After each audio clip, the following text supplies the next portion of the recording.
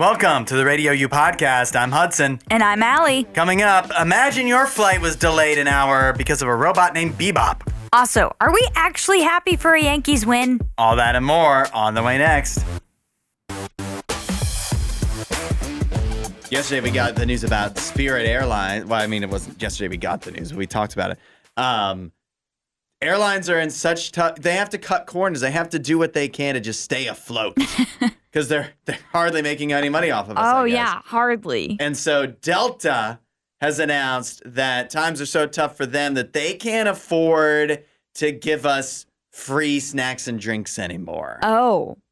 And so just in time for Memorial Day travel, starting on May 19th, Delta is eliminating all food and beverage service on about 450 daily flights. Oh, my gosh. These are flights that are up to 350 miles. Okay. So how long is it? They said, like, for example, LA to San Francisco and vice versa would no longer have snacks or drinks. So we're talking like nothing. They don't even come by. The flight attendants are there. Yeah. They are not going to come up and down the aisle and say, do you want a water? Do you want a coffee? Do you want a Biscoff? That's what they do on Delta, right? The Biscoffs. So tough times. Yeah. I guess that is probably a pretty short flight. So the turnaround from like getting your drink to finishing it before you land would be rather quick from LA to San Francisco. So that's, I would imagine, their justification is the time that it takes. Mm-hmm. Like it's not enough time for it to be deemed as necessary to provide a drink and a snack for people. Yeah, but we deem it necessary because we're paying hundreds of dollars. Well, I'm saying that's the justification they are coming up with. I'm not saying it's right. No, it's definitely not right. Yeah. The least you could do when we're paying you hundreds of dollars is give us a bottle of water. Give us a drink. Yeah, give us some ginger ale. Right. I remember I would always fly from Chicago to Columbus, and that flight always felt like you go up and then you go down, like super duper quick, especially if you're used to flying, 16-hour long flights, which I was. That flight just felt amazing because it was so quick.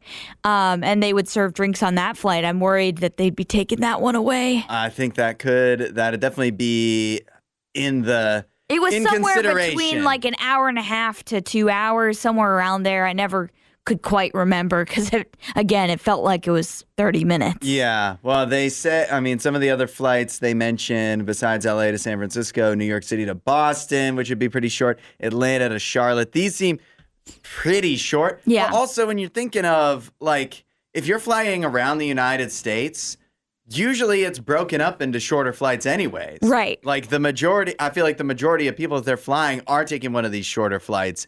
And so the fact that they've always been able to do this too, and now they're like, actually, we can't give you a coffee or, a bag of pretzels, it just feels ridiculous. Yeah. It just feels like a slap in the face. Yep. And I don't like that. It just feels like Delta's turning into Frontier, because I'm pretty sure when I had flights on Frontier, they did not come for like drink service or anything. No, that's the price you pay when you take when you go discount. for a cheap cheap, but you don't take the cheap discount with Delta. No, yeah. So that's the Delta, thing.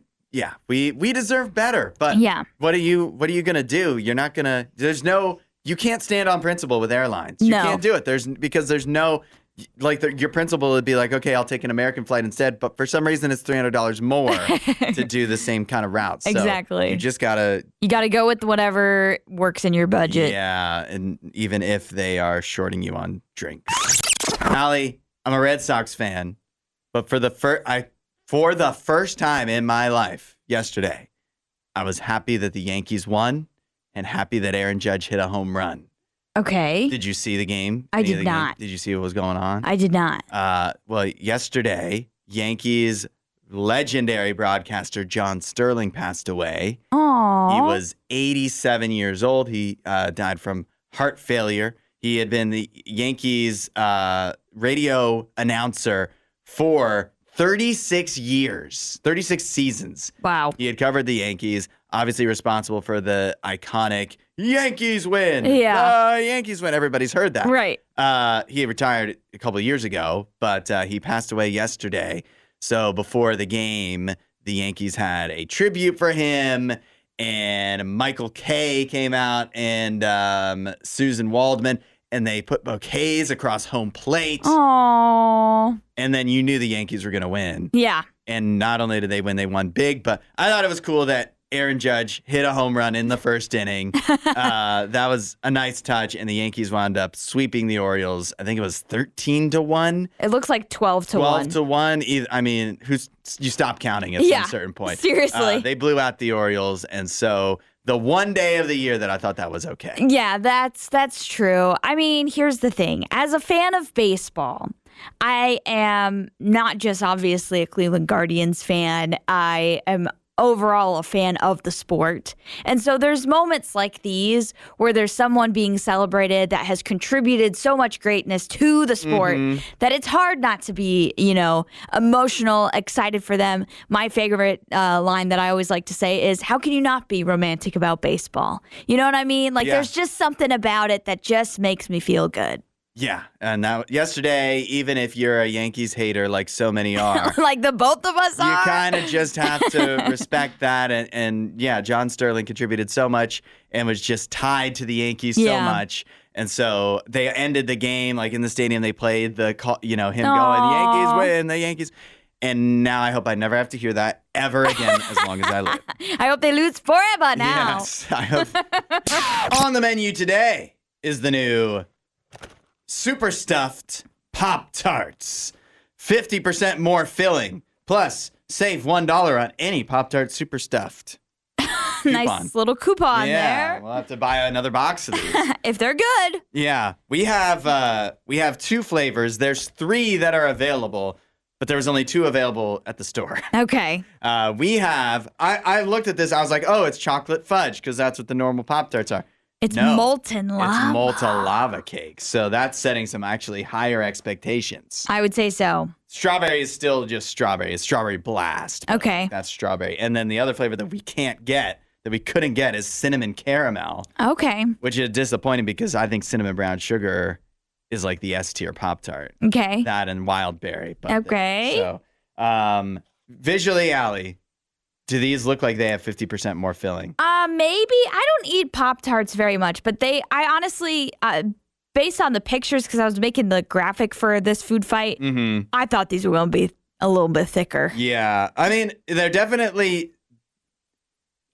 They're more thick? I was going to say definitely, but it's not like, oh, wow, there's obvious. So much more. Yeah. It's like, I think you can tell it's not a normal Pop-Tart, but at the same time, I don't know if I just... Yeah. Someone gave me one of these if I would know. Right. From the pictures, I thought a little bit bigger. Michael the boss, first of all, he said, if there's any left over, put them on my desk. Which he's never said that about any food fight before. Dang. So he's excited about these. And then he's also like, they're basically like putting Pop-Tarts back to the way they used to be.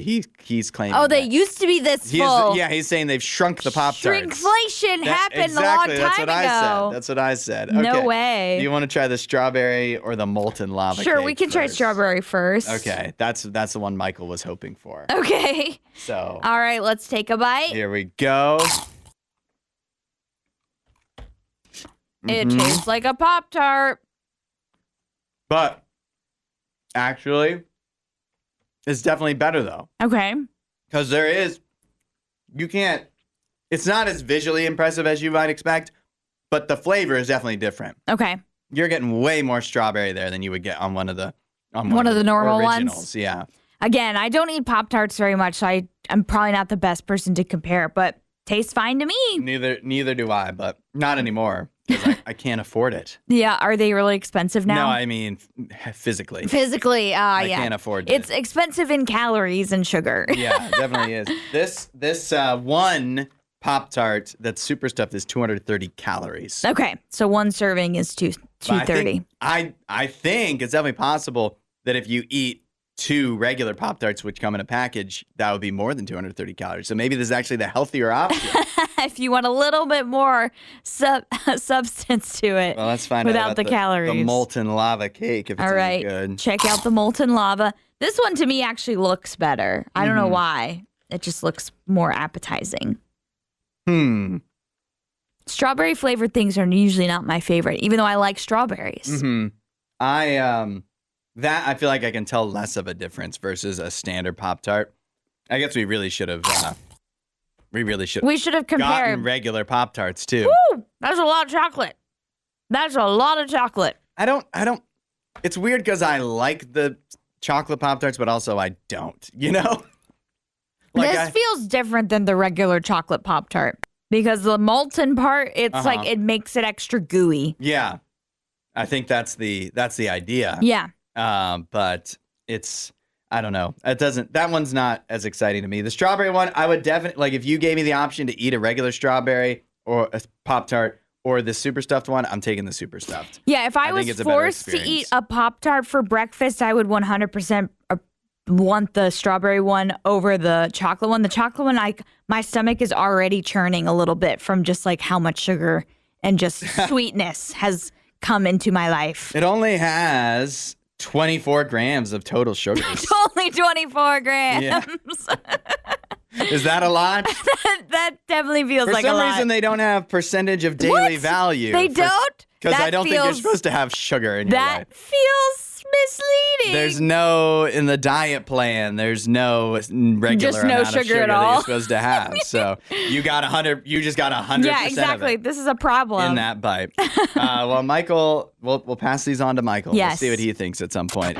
We finally got a resolution to the It Ends With Us case. Allie, hopefully you can help me out here because I'm sure I feel like you've followed this much closer than I have. We really need Sparkle to get up early and cover this for us. But Blake Lively and Justin Baldoni have reached a settlement in their long-running legal battle over the movie It Ends With Us, avoiding a trial that was actually supposed to start later this month. Yeah.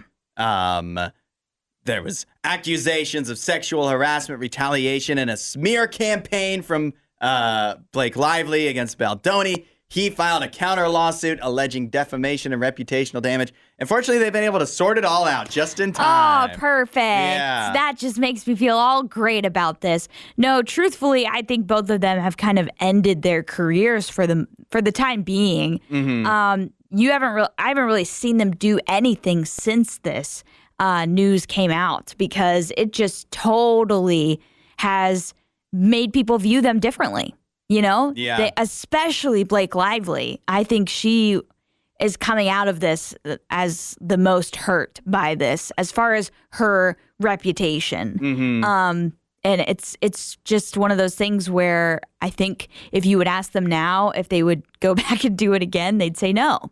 Probably not. Yeah, because once you start the lawsuit process, and all this stuff comes out. And it is, I think, ironic that, like, it was so dramatic, all the information coming out, all the accusations and everything. And it was so, like, over the top. And then it ends with such a anticlimactic thing. Which to me shows like that there was probably not as much credibility behind what they were saying in the first place. Mm-hmm. Because if this truly was a guy that did all of these awful things to you, why are you going out of court to settle with him now? Mm-hmm. It just is. It's not a good look for either of these individuals. And I'd be shocked to see them fully recover from it. Yeah. Well, I'm going to be honest with you. I don't even know who Justin Baldoni is. I never heard of this guy before this all came out. He was definitely not big compared to Blake Lively. She made him big because of this lawsuit, honestly. And I don't think he was really trying to be like a big superstar. It was just he happened to be the role of, like, I guess the villain in It Ends With Us, and it was also the director. And she made some claims against him. He said he didn't do any of those things, and here we are. Yeah. Isn't it amazing? I'm sure some people might disagree with this, but how Ryan Reynolds just skates by completely unscathed from all this, Yes. Even though this is his wife, you would think that some mud would end up on him. Obviously, the Deadpool stuff, the Nice Pool accusations came into it as well, and it's just like, he keeps doing Mint Mobile commercials, and it doesn't really seem to be slowing that up at all. So his Q rating's still remarkably high. Yes. Not that I'm saying like that there's any rightful reason for it to go down, but just being caught up in the controversy, you'd think just by happenstance. But nope, he's just, everybody still loves Ryan Reynolds. Yeah, I think at first there was a little bit of blowback on him and Blake together, but now it's, people forget things rather quickly. Yeah. I don't know if they'll forget for Blake Lively and for Justin Baldoni, but they have definitely forgotten it for Ryan Reynolds. Give him like a couple of years. Like Armie Hammer's making a comeback now. And Kevin Spacey's making a comeback. I wouldn't be shocked to see them come back. This isn't as bad as like Kevin Spacey. Yeah. But as for right now, this has definitely completely halted anything for both of them. Yeah. Although you could argue that they didn't have that much going on in some ways in the first place. Blake Lively seemed to be making a comeback, but this stopped that. It was a big day in New York yesterday. We talked about the Yankees winning on the day of John Sterling's death, their legendary announcer. A nice way to honor him. Also, it was the Met Gala. Also, New York Knicks Game 1 versus the 76ers in Round 2 of the NBA playoffs. And that made it for some tough choices for some people of which to go to. There's enough people in New York to decide to fill up all those places, though. Yes, there 100% is, but some people wanted to go to both, perhaps, or at least had obligations to be at least one. If they're very privileged. Yeah, right. And so it's interesting to see the choices people made because Timothee Chalamet. Yes. Big Knicks fan. Definitely could have gone to either the Knicks game or the Met Gala or done anything else he wanted in the entire world. And out of all the choices, he chose to go watch the Knicks. I applaud Timothy for that decision. I like that a lot too. I think it is way better to go watch your team blow out the 76ers by 37 points than to go to the stupid Met Gala. Yeah, he has apparently has done this before. I guess last year too, the Met Gala and a Knicks playoff game happened to fall on the same day, and he went to the Knicks playoff game. I'll tell you what, I feel like we've gone through some blitzes of too much Timothee Chalamet where it's like, okay, we get it. You're a cool guy. But cool. This is like, it makes me like him more. I absolutely agree. I think this makes him much more relatable. Yeah. And you think about the extra level. It's not just that he could have or possibly should have gone to the Met Gala because that's just the big thing. Kylie Jenner was there. He abandoned his girlfriend to watch the Knicks instead. What would make him more relatable, right? He's like, my girlfriend wants to go to this stupid thing. I want to watch my team play in the playoffs. Like, that's so relatable to any relationship. Come on. I think, and I'm sure he would have had a fine time at the Met Gala. He seems to like dressing up and everything. But yeah, a little bit. But the Knicks game was definitely more fun. Interestingly, he chose the Knicks game. Ben Stiller, also a noted Knicks fan, did not. He had to go to the Met Gala. Oh, he had to? Well, you think these people, I don't know if they, if you ask them deep in their heart, do they really want to go? I don't know if they want to go, but it's like a work thing. Like for Timothee Chalamet, that would have been work to me. Yeah, 100% it would have been work. But I don't know if there is, for some, I would say maybe there's a have to do, you have to go. Mm-hmm. But for Ben Stiller, he had to go? I don't know if he had to. I think he had to go. You think I think he could have gotten out of it for the Knicks game. I guess when you're that level of star, you don't have to do anything. Yeah, but also you have to do a lot of things. So you just have to do a certain amount of things. I think he could have gotten out of it. I think he could have gotten to the Knicks game if he wanted to. So come on, Ben Stiller, you got to prove your Knicks fans love. This is my question to you though, Allie. How far would one of your teams have to advance for you to skip work to watch the game? To skip work to watch the game? Yeah, because when it's these kind of things, you can't plan ahead for the Knicks. You only know so far in advance. And the Met Gala is scheduled months and years in advance. So he had to call out. Timothee Chalamet had to call out. Well, here's the thing. Timothee Chalamet, a little more powerful than I am. Got a little bit more in the bank than I do. Don't sell yourself short. What would we do without you? He's a little more flexible, I'm sure. People are willing to forgive for him missing the Met Gala for a playoff game. I don't know about me. I do not know if I came to Michael, the boss, and was like, hey, I can't come to work today. I'm going to go see the Cavs. The Browns were in the Super Bowl, and you have if to the work. Browns were in the Super Bowl, yeah, I'd be out of here. I'm sorry, I'm gone. That's the limit. If I had the chance to go see them in the Super Bowl. No, they're just, Michael wants you to work, but you can watch the Browns on TV. Like on a Sunday night? Yes. Oh, no way am I doing that. I think this does it. I think with this story, we've named every airline on the show today. Every airline has been mentioned. And by the way, none of them in a positive light. Not a single one. 8772 Radio U or the talkback button in the Radio U app. We haven't mentioned Southwest yet. But here we go. Southwest Airlines recently had to delay a flight from Oakland to San Diego for about an hour because of a disruptive passenger. That passenger was a humanoid robot named Bebop. What? Yeah. Turn that thing off. Bebop was on the plane, and Bebop himself, or itself, herself, I'm not sure. It wasn't that the robot was doing anything disruptive besides just being a robot. Okay. But this is a 70-pound robot. It's the size and shape of a person. The individual who was flying bringing Bebop along for this flight bought Bebop its own ticket. So Bebop had its own seat and everything. Yeah. Bebop the robot. But once they got on the flight, the flight crew started to realize they possibly had some issues with Bebop being there. Why? Because two things. One, it was in an aisle seat, which apparently it couldn't be because it was oversized luggage or whatever, even though it had its own ticket. What? But then two, and possibly more concerning, or at least more legitimate, I guess, is that it was powered by a lithium battery. Oh. And so what eventually wound up happening before I think they were finally able to fly is that the battery had to be removed. And put in the check-in area? So there was no, I don't know if it had to be where it had to be placed, but it just couldn't be in the robot because then it could, like, if it was being used, there was a circuit there, I guess it could potentially overheat. And explode or something. Yeah. Okay. And so they had to remove the battery. If it's not connected to anything, it can explode, I guess. And so that was the fix, but that took them an hour to figure that out. Oh, gosh. And so that's obviously inconvenient for Bebop and his handler.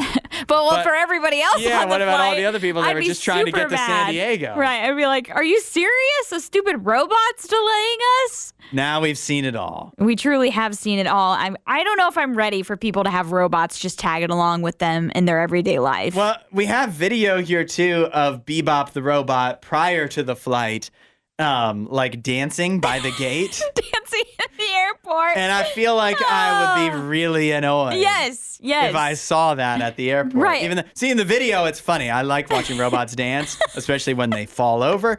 But if I was there and I'm just trying to, I'm just trying to get to San Diego. Right. Why are you doing this to me? Yes. I'd be like, Stop power that thing down. Power it down. Just let it be. Can we just have some quiet, some peace before we get on this flight? Well, maybe it dances without music, so maybe it's quiet. Yeah, I don't know. I still feel like it's distracting and just like the guy who's in charge of Bebop really wants you to acknowledge Bebop. Yeah. And I'm like, that's what it feels like. It's an attention-seeking thing. Yeah, it's just like we don't. Yeah, okay, you have a robot. You don't have to be robot guy all the time. Right. Take a break. Get a personality other than the robot. Yeah. Nobody wants to talk to you. Please. Please just power it down. Thanks for listening to the RadioU Podcast. Don't forget to rate and review the show.